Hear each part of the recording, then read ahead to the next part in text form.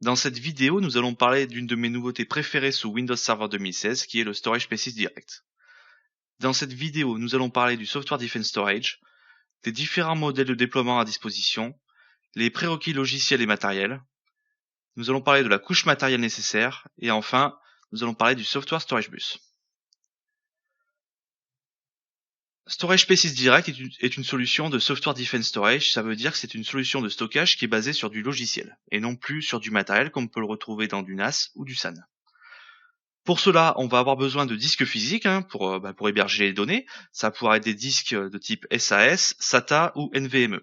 Les disques NVMe sont en fait des disques SSD qu'on a branchés directement sur le bus PCI Express. Donc on n'a plus la limitation des bus SAS ou SATA.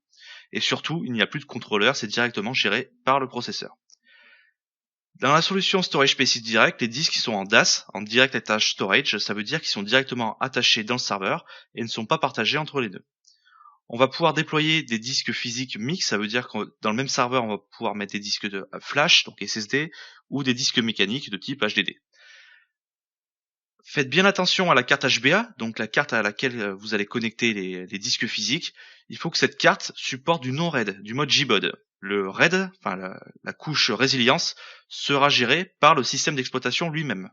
Si vous mettez une carte HBA où il y a du RAID, déjà ce n'est pas supporté, et en plus vous allez avoir une grosse perte de performance. Par-dessus les disques physiques, on va avoir Windows Server 2016 qui est maintenant un contrôleur de stockage. Tous les nœuds vont voir tous les disques grâce à un système que nous verrons plus tard dans la vidéo. On va s'appuyer sur le failover clustering pour la haute disponibilité, et c'est Windows qui va être garant de la résilience des données sur les disques. Enfin, au niveau connectivité, on va avoir besoin d'un réseau 10 gigabits seconde. Alors, ce n'est pas obligatoire, mais pour de la VM, c'est recommandé fortement. Pour une solution de backup, 1 giga suffira. Par contre, pour une solution de VM, je vous conseille fortement du 10 giga. Au niveau réseau, le RDMA est aussi recommandé, donc de type iWarp ou Rocky. C'est pareil, ce n'est pas une obligation, mais par contre, je vous le recommande fortement. Et enfin, la solution va s'appuyer sur le protocole SMB 3.11, donc qui est une amélioration de ce qu'on trouvait déjà en 2012 R2, notamment pour s'appuyer sur ce qui est SMB Direct et SMB Multichannel. Avec Storage Spaces Direct, on va avoir deux modèles de déploiement. Le premier modèle, donc c'est un peu moche en français, mais le mode on va dire désagrégé. On va avoir d'un côté le cluster de stockage et de l'autre côté le cluster Hyper-V. Les deux vont communiquer avec le protocole SMB et on va s'appuyer sur des partages de fichiers grâce à Scale-out File Server qui va distribuer des partages de fichiers au sein du cluster de stockage. Si jamais un nœud vient à tomber dans le cluster de stockage, Scale-out File Server va être assez rapide pour donner la main sur ce partage à un autre nœud et on n'aura aucune coupure de service. L'accès au stockage se fera via le protocole SMB. Cette solution est idéale si vous avez une infrastructure qui va nécessiter plus de stockage ou plus de calcul en fonction du stockage ou du calcul. Donc je m'explique. Imaginons que votre infra héberge une grosse base SQL qui va nécessiter plus de stockage que de calcul. Dans ce cas-là, la solution désagrégée est plus intéressante parce que vous pourrez rajouter du stockage indépendamment du calcul, donc des Hyper-V. Il y a aussi le modèle hyperconvergé. Là, le stockage et les Hyper-V vont être dans le même cluster et donc dans la même nœud. Ça veut dire qu'un nœud va faire office à la fois de contrôleur de stockage et de nœud Hyper-V. L'échange entre les nœuds vont être aussi en SMB pour s'échanger les paquets, notamment au niveau du stockage. Et les VM seront stockés directement sur des clusters share volume. Cette solution est idéale pour la flexibilité et pour l'évolution. Lorsque vous allez rajouter un nœud dans votre cluster, vous allez rajouter à la fois des ressources de CPU, de la mémoire et du stockage. Donc c'est très bien par exemple pour des hébergeurs qui vont avoir des VM à rajouter régulièrement. Au niveau des prérequis, la solution de Microsoft nécessite Windows Server 2016 Data Center. On va avoir besoin d'Hyper-V sur les nœuds de stockage, en mode hyperconvergé seulement. Si vous êtes en mode désagrégé, vous n'avez pas besoin de déployer Hyper-V sur les nœuds de stockage. Vous allez avoir besoin de failover clustering pour gérer la haute disponibilité. Et enfin, vous aurez besoin de Storage Spaces Direct, qui est une fonctionnalité des clusters. Au niveau de Storage Spaces Direct, on va créer des disques des volumes hautement disponibles à l'aide de disques qui sont attachés directement au nœud des serveurs. Ça veut dire que vous allez avoir des disques indépendants de chaque nœud. Donc vous achetez un premier serveur par exemple avec 5 disques, un deuxième serveur avec 5 disques, un troisième serveur avec 5 disques, etc. Ces disques ne sont pas interconnectés entre tous les nœuds. Les disques sont donc locaux à tous les serveurs. Storage Spaces Direct supporte un cluster de 2 à 16 nœuds. Les fonctionnalités varient en fonction du nombre de nœuds que vous avez dans votre cluster, notamment au niveau de la résilience. Vous avez le droit, vous pouvez mettre jusqu'à 26 disques par serveur, et donc si on multiplie 26 x 16 nœuds du cluster, on arrive à 416 disques par cluster. Au niveau de l'administration, c'est notamment via PowerShell ou via la console Failover Clustering, et aussi via Virtual Machine Manager dans la version 2016 qui permet de gérer Storage Spaces Direct.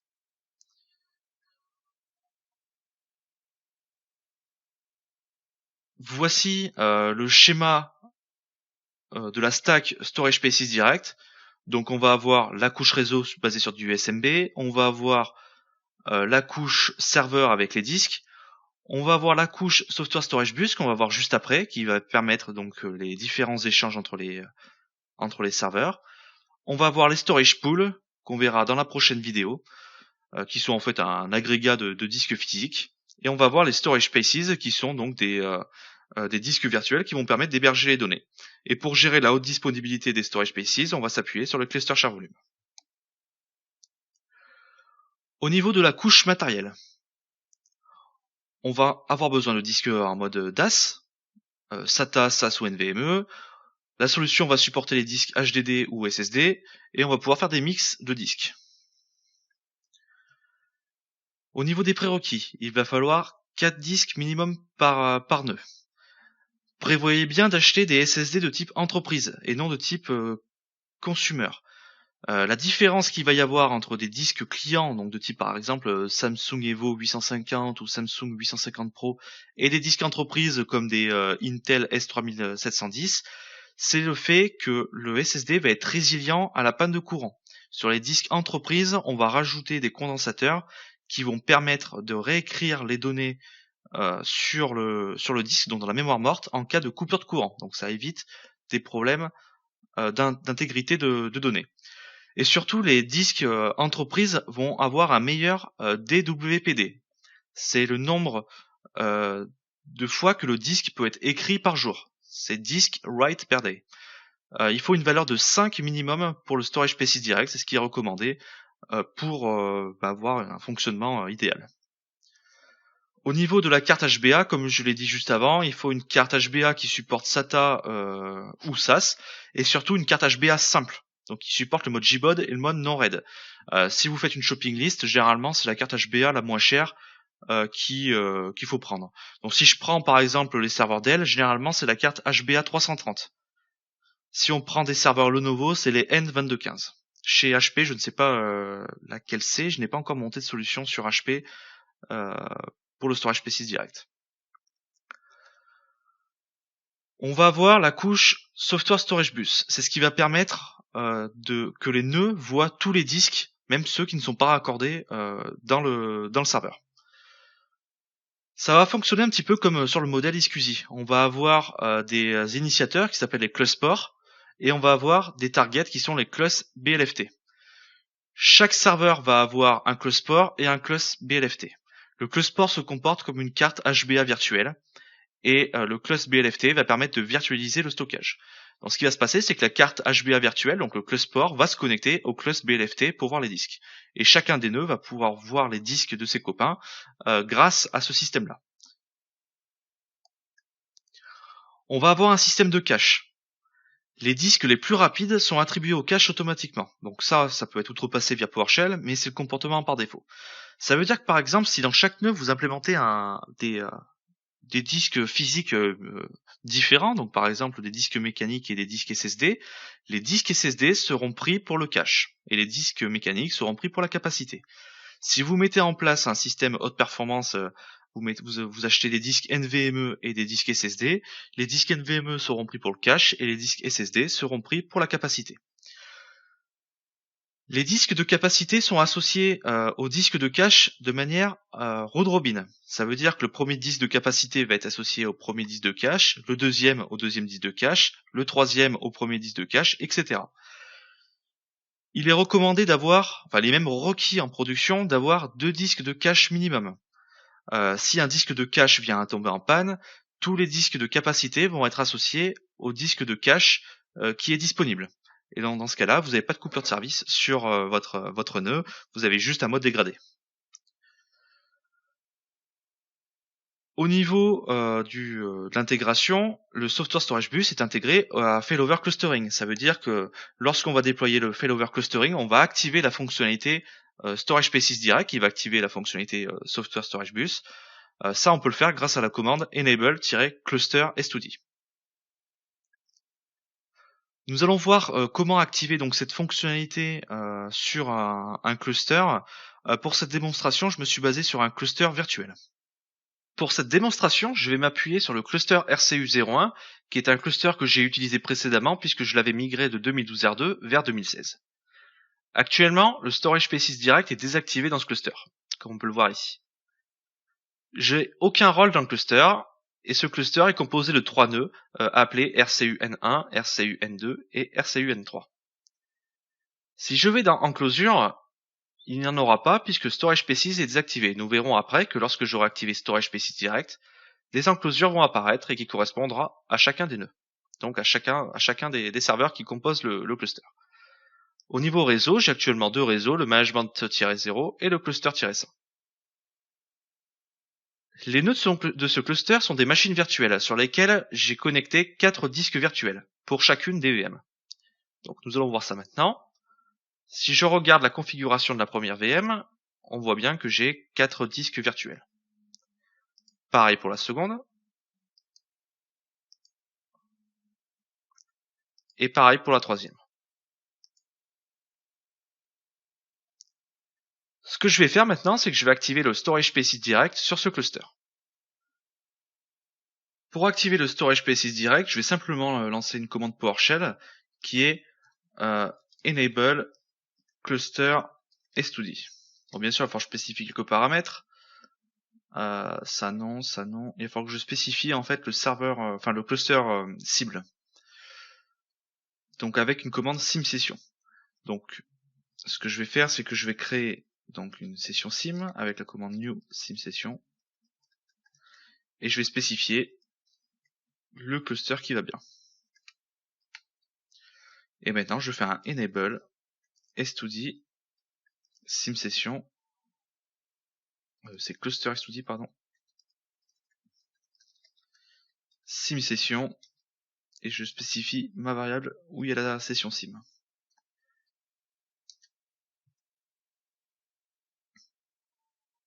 Donc là, il me demande si je veux vraiment activer le Storage Spaces Direct sur la cible. Je fais oui. Et donc là, il va réclamer les disques qui vont faire partie du Storage Spaces Direct. Et il va activer des services complémentaires comme le Health Service que nous verrons dans une vidéo, dans la dernière vidéo de la série Storage Spaces Direct. Donc là, il active le Health Service.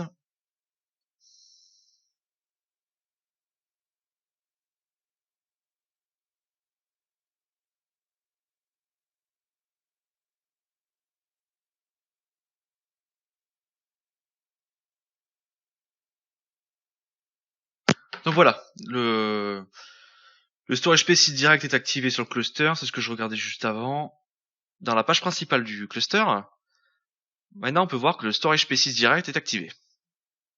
Donc maintenant, à partir de ce moment-là, chacun des nœuds du cluster voit tous les disques de ses camarades qui composent le cluster. Donc si je clique sur chacun des nœuds,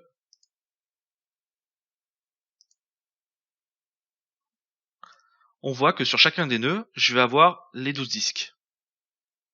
Puisque tous les nœuds voient tous les disques. C'est tout ce que je voulais vous montrer à propos de l'activation du Storage Spaces Direct sur les clusters. Dans la prochaine vidéo, je vous montrerai la suite, donc comment créer les storage pools et storage space. Nous allons maintenant revenir au slide. Je vous remercie d'avoir suivi cette vidéo. Dans la prochaine vidéo, donc, nous allons parler des storage pools et des storage space qui sont donc l'étape au-dessus de